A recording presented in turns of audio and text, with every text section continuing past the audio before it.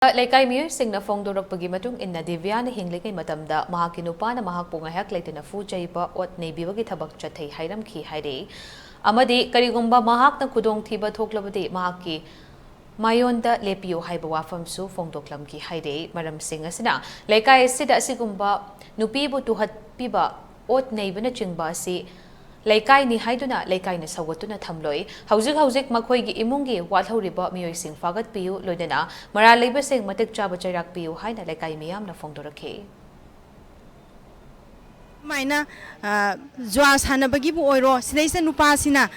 mana manguraga kholuraga nupi da tainabagi wakhalon sisu sama sidaisa dum thokta nateba si matungda amu hanna thokta na ba sidaisa nariba siba si hatpa sida se nariba mi khuding mak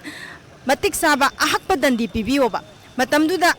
leikai khudingmakda siguma thawdokse thokani habaso ai thajadi hab nupi se thawna leibam changi ai haidi kidaba ma changi ba mathawna leiragadi mana migi maran huruba sunate kana tawruba sunate ad magi ngamjaba pujarakpani sidaista e nang poraktabagi ot len naire haidana mana tu solagadi yararoi aduna tabida pumna mangna ina haijaningi di nupi khudimak thawna leibiyu wakhalon Kanbangam biu, apaba wakalon kambangam biu, adagi otpa neiba wak mi leiriba singsisu, sigumbagi wakalon se taudanaba, haidi awun porki da makta, ona traga, pesagi da makta, hidana bagi wakalon se taubidaba.